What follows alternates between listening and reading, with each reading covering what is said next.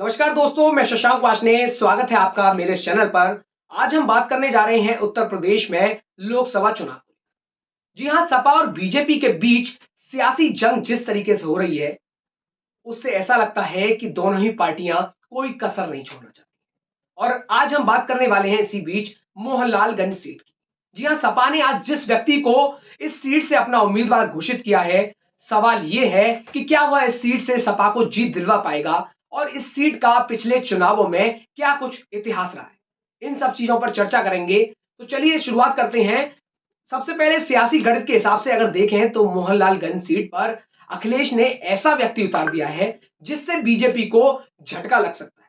जहां एक तरफ बीजेपी को मोहनलालगंज संसदीय सीट पर फिर से कमल खिलाना आसान माना जा रहा था, लेकिन अब बीजेपी के लिए यह इतना आसान नहीं होगा, क्योंकि समाजवादी पार्टी ने इस सीट पर पूर्व कैबिनेट मंत्री आर के चौधरी को प्रत्याशी बनाया है और यह सीट एक दशक पहले तक समाजवादी पार्टी का गढ़ हुआ करती थी। लेकिन नरेंद्र मोदी जी के नेतृत्व में पिछले चुनावों से यहां कमल खिल रहा है। इस बार के समीकरण थोड़े बदले हुए हैं और इसका फायदा विपक्षी गठबंधन को मिल सकता है और समाजवादी पार्टी के आर के चौधरी को जीत मिल सकती है।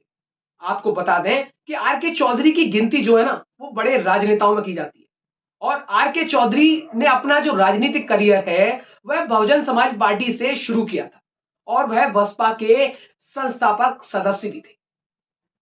आर के चौधरी मोहनलालगंज सीट पर पिछले 3 चुनावों से लोकसभा चुनाव लड़ रहे हैं। हालांकि उन्हें जीत एक भी बार नहीं मिली है। वहीं दूसरी तरफ इस सीट का इतिहास देखें तो 1962 में पहली बार इस सीट पर चुनाव हुए और 1984 तक कांग्रेस का इस सीट पर दबदबा रहा।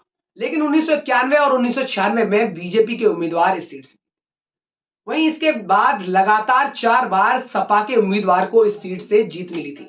लेकिन 2014 में बीजेपी को फिर इस सीट पर जीत मिली और 2019 में भी बीजेपी के कौशल किशोर अपनी सीट बचाने में कामयाब रहे थे। वहीं अब देखना यह होगा कि कौशल किशोर इस सीट को फिर से बचाने में सफल होंगे या सपा इस सीट को अपने खाते में ले जाए।